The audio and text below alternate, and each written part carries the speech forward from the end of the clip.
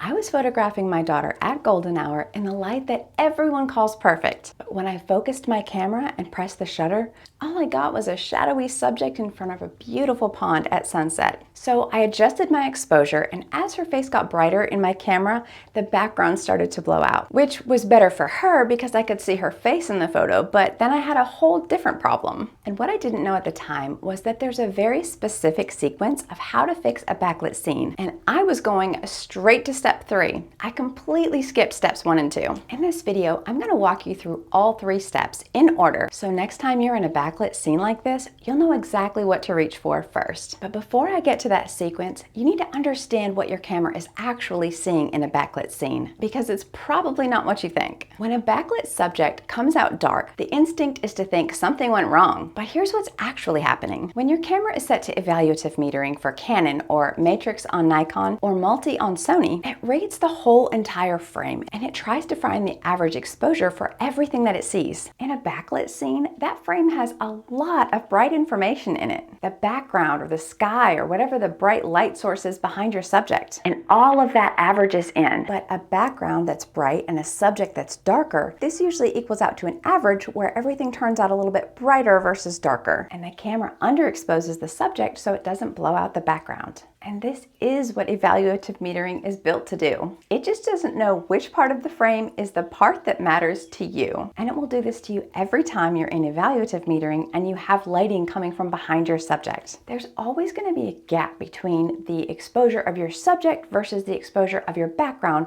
when you have a bright light behind your subject, because the camera has to pick one. And on evaluative metering, the camera averages everything out and it's the background that usually wins. Understanding this changes how you approach the scene. You stop trying to get the camera to behave differently and you start making an intentional call about which exposure you want, which is step 2. If backlighting isn't the only lighting that you're struggling with, I created a set of video tutorials called The Lighting Solution. It's 30 minutes of hands-on video walkthroughs of the 5 most common lighting scenarios that covers 90% of what you'll ever shoot. The link is in the description. Most people go straight to their exposure settings when they're in a backlit situation and they're having difficulty. But if you haven't made this next decision first, you may still come home frustrated. So if you're in a backlit scene and you know the camera is going to average toward the bright side without your help, what do? Most photographers reach straight for exposure compensation. They adjust their settings and brighten the subject and move on. But adjusting your settings without knowing what you're going for is just guessing in a different direction. Backlight gives you 2 exposures, expose for the subject and expose for the background. And if you expose for your subject, the background is going to be bright, sometimes very bright. And if you expose for the background, the subject goes dark, sometimes silhouette dark. And neither one of those is a problem on its own, but you have to know which one you're choosing, because once you adjust your settings, you're already executing a decision. And if you haven't made that decision, you're just chasing the right exposure, not knowing where you're trying to land. A silhouette is a real creative choice, and it's not wrong to choose that. A bright background can be completely intentional. But the question is it what you wanted or is it just what happened? When you make that decision first, before you touch any settings, every adjustment after it has a destination. You're not chasing the exposure anymore, you're executing a specific plan. If this is already starting to click for you, do me a favor and hit like. It tells YouTube to show it to more photographers who need it. So once you know the exposure that you're going for, the mechanics are a lot simpler than you think. But once you've made your decision, what do you actually do from there? Well, most people actually start at this point, and that's why it still doesn't work. If you want your subject properly exposed, switch from evaluative to spot metering. Spot metering reads only a small zone, and it's typically in the center of your frame. And that's exactly what it meters for, not the entire scene like evaluative. But I want to mention here that for spot metering to work, you need to be able to focus exactly on your subject and not letting your camera auto-select the focus points. If your autofocus is set to auto area, the camera is choosing where to focus, and it may or may not choose your subject's face. So use a single focus point placed directly on your subject. And if you're not quite sure how to do that, that's its own separate video. Just know that you want to be in control of where the camera focuses, not leave it on auto. So switching to spot metering and focusing on your subject's face changes the whole reading before you touch a single setting. So try it first and see what you get. If the subject still needs to be brighter or darker, now adjust your exposure compensation. You're adjusting from a much better starting point. You're fine-tuning. You're not fighting the camera from a completely wrong baseline. If you don't plan to use a fill flash, but you want to try to expose both the subject and the background at the same time without having to choose one over the other, reposition your subject. Move your subject from one direction or the other so they're not in direct path of the backlighting. Instead, put them where the light wraps around them and has more of a side lighting versus a backlighting. Then the quality of the light stays beautiful and you don't have the issue of exposure so much. And this works indoors too, just the same. If you have a subject in front of a window, chances are they will be backlit if there's bright light coming through that window. So move them to the side of the window instead. You get the same soft, beautiful light, but just a completely different situation. Going back to those photos that I took of my daughter, I went straight to adjusting my settings with evaluative metering. There was no decision made first, and I didn't change my mode. But once I started with spot metering and then made a decision about which exposure I was going for, I had a starting point that actually made sense. Backlighting is one of the most challenging lighting situations for photographers, and I'd love to hear where you get stuck. So leave me a comment and tell me what you did to try and fix it and whether or not it worked for you. If you want help with more than just this one lighting scenario, check out the Lighting Solution. It's a 30-minute collection of hands-on video walkthroughs of the 5 most common lighting situations that photographers run into, showing you exactly where to stand and what to do. The link is in the description. Go check it out. If before this video, nailing backlighting was a coin toss where you press the shutter and you hoped for a proper exposure, now you're not walking into a backlit scene hoping it cooperates. You know what the camera is going to do, you know what decision you have to make, and what settings to reach for first. Now you know it's a decision that you control, where there are 2 exposures and you pick one, and you have a sequence. Knowing this sequence is one thing, but using it in the moment when the light is changing or when your subject is moving and when you've got a narrow window of good light to shoot in, that's another. Golden hour is often the most challenging situation to shoot in. If you want to understand why this window of beautiful light is a lot shorter than everyone says, and